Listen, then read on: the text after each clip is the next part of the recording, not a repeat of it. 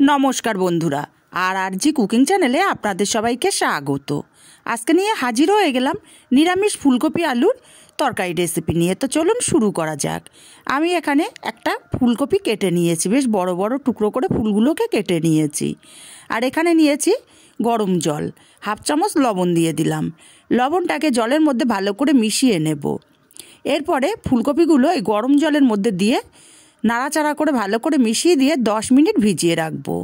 10 minute পর জলটাকে ঝরিয়ে নেব ফুলকপির।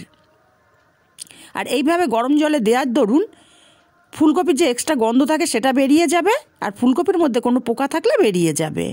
এবারে একটা কড়াই গরম করে দিয়ে দিলাম 2 চামচ পরিমাণে তেল। তেলটা গরম করে একটু লবণ দিয়ে ফুলকপিগুলো এখানে দিয়ে দিলাম। ফুলকপিগুলোকে দিয়ে হালকা কালার আসা পর্যন্ত ভেজে নিতে হবে। আমি শুধু লবণ দিয়েই ফুলকপিটা ভাজছি, দেখুন হালকা ব্রাউন কালার চলে এসছে ফুলকপির গায়ে। এখন এই ফুলকপিগুলো আমি উঠিয়ে নেব। এইভাবে একদিন রান্না করে দেখবেন, স্বাদ হয় অসাধারণ। ফুলকপিগুলো উঠিয়ে নিয়ে এই কড়াইতে আরও 1 চামচ পরিমাণে তেল দিয়ে দিলাম। তেলটাকে গরম করে নিয়ে এখানে দিয়ে দেব আলু। আমি বেশ বড় বড় টুকরো করে আলুগুলো কেটে নিয়েছি। একটুখানি লবণ দিয়ে আলুগুলোকে নাড়াচাড়া করে মিশিয়ে দেব। আর আলুগুলোকে ঢাকা দিয়ে একটু লাল লাল কালার করে আলুগুলো ভেজে নেব। আলুটা ভাজা হতে থাক, ততক্ষণে মশলা রেডি করে নেব। মিক্সার জারের মধ্যে 2টো ছোটো সাইজের টমেটো দিলাম 6-7টা কাঁচা লঙ্কা, 1 ইঞ্চি পরিমাণে আদা। অল্প করে জল দিয়ে মিহি করে পেস্ট রেডি করে নিতে হবে। আমার মশলাটা রেডি হয়ে গেছে। আর এইদিকে আমি 1 চামচ পোস্ত, 1 চামচ চারমগজ আর 8-10টা কাজু বাদাম ভিজিয়ে রেখেছিলাম। জল সহ মিহি করে পেস্ট আমি রেডি করে নিয়েছি। আর এদিকে আলুর ঢাকনাটা খুলে দেখে নেব। মাঝে আমি 2বার ঢাকা খুলে নেড়ে দিয়েছিলাম। আলুটা বেশ লাল লাল করে ভেজে নেওয়া হয়ে গেছে। এখন এই আলুগুলোকে আমি উঠিয়ে নেব। আর আলু ঢাকা দিয়ে ভাজার দরুন আলুগুলো কিন্তু অনেকটাই সেদ্ধও হয়ে গেছে। এখন এই তেলের মধ্যে দিয়ে দেব 2টো মুখ ফাটানো এলাচ আর ছোট্ট 2 টুকরো দারচিনি, একটা তেজপাতা ছিঁড়ে দিলাম, আর দেব গোটা জিরে। ফোড়নটাকে কয়েক সেকেন্ড ভেজে নেব। ফোড়নটা থেকে সুন্দর একটা গন্ধ বেরিয়ে গেছে, ফোড়নটা ভাজা হয়ে গেছে। এবার এখানে দিয়ে দেব আদা, কাঁচা লঙ্কা, টমেটোর পেস্ট। মশলাটা দিয়ে একটু জল দিয়ে দিলাম বাটিটা ধুয়ে। এবার মশলাটা একটু নাড়াচাড়া করে তেলের সঙ্গে মিশিয়ে দেব।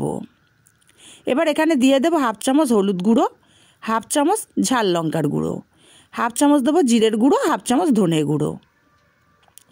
সব মশলাগুলোকে একসাথে ভালো করে কষিয়ে নিতে হবে, যাতে মশলার কোনো কাঁচা গন্ধ না থাকে। মশলাটা কষাতে কষাতে মশলা থেকে তেল ছেড়ে এসছে। মশলাটা খুব ভালো করে কষিয়ে নিয়ে এবার এখানে কাজু, পোস্ত, চারমগজের পেস্টটা দিলাম, মিক্সচার জারটা ধুয়ে একটু জল দিয়ে দিলাম। এই মশলাটাকেও একটু সময় নিয়ে কষিয়ে নেব। মিনিট 2 সময় নিয়ে মশলাটাকে কষিয়ে নিয়েছি। মশলাটা একদম একটা ক্রিমি টেক্সচার চলে এসছে। এবার এখানে দিয়ে দেব ভেজে রাখা ফুলকপি আর আলু। স্বাদ মতো লবণটাও আমি এখন দিয়ে দেব, আর দেব কিছুটা মটরশুঁটি। একটু সময় নিয়ে ফুলকপি, আলু, মটরশুঁটিটা মশলার সাথে কষিয়ে নিতে হবে। মিনিট 2-3 সময় নিয়ে ফুলকপিটা মশলার সাথে কষিয়ে নিয়েছি। এবার এখানে দিয়ে দেব ফুটন্ত গরম জল। গরম জলটা অবশ্যই ব্যবহার করবেন, এতে করে তরকারির টেস্টটা খুবই ভালো আসবে। আর জলের পরিমাণটা খুব বেশি দেওয়ার দরকার নেই, কারণ ফুলকপি আর আলু অনেকটাই সেদ্ধ হয়ে গেছে। জলটাকে দিয়ে নাড়াচাড়া করে ভালো করে মিশিয়ে দেব। ভালো করে মিশিয়ে দিয়ে দেব 1 চামচ চিনি। চিনিটাকে দিয়েও আমি নাড়াচাড়া করে মিশিয়ে দেব। ভালো করে চিনিটা মিশিয়ে দিয়েছি। এখন ঢাকা দিয়ে আমি মিডিয়াম আঁচে 10 মিনিট রান্না করে নেব। 10 মিনিট পর ঢাকাটা খুলে নিলাম। নাড়াচাড়া করে দিয়ে দেখে নেব আলুটা কতটা সেদ্ধ হলো।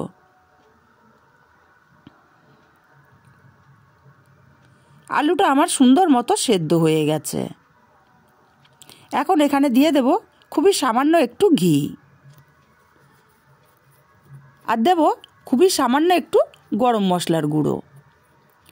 ঘি আর গরম মশলাটাকে দিয়ে ভালো করে নাড়াচাড়া করে মিশিয়ে নামিয়ে নেব। আর নামিয়ে নিলেই রেডি নিরামিষ ফুলকপি আলুর কালিয়া বা তরকারি। রেসিপিটা কেমন লাগলো কমেন্ট করে জানাতে ভুলবেন না।